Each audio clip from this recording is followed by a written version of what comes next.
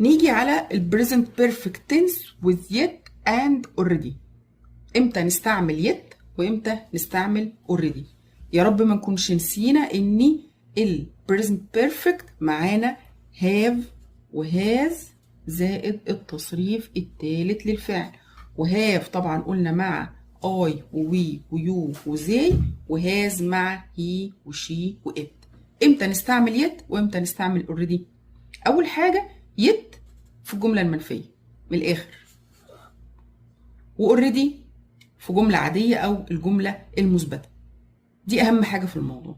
yet معناها ايه؟ يعني حتى الان، انا لسه ما ذاكرتش لحد دلوقتي. she hasn't been to another country yet. هي لسه ما راحتش لحد دلوقتي. yet يعني حتى الآن، ودايما لازم الجملة تكون منفية. she hasn't been to another country yet. تمام؟ يبقى yet في الجملة المنفية. ومعناها ايه؟ معناها لحد دلوقتي. انا لسه ما سافرتش لحد دلوقتي، لسه ما اكلتش لحد دلوقتي. yet. لكن already يعني خلاص عملت الحدث ده وخلص خلاص بالفعل او مسبقا. ودايما في جملة عادية مش منفية. زي she has played in 2 concerts already. she has played in 2 concerts already. هي خلاص عملت الفعل وخلص، فهو اتعمل بالفعل او مسبقا. دي تأكيدا، هي معناها تأكيد لتأكيد، وطبعا في جملة عادية مش منفية، مش جملة فيها نفي. يبقى بنستخدمهم امتى سواء كان يت او اوريدي؟ جملة عادية خالص present perfect وبنحطها في الاخر يت. زي هنحط الفاعل وهاف وهاز نوت، احنا قلنا منفية التصريف الثالث، وفي الاخر بنحط يت.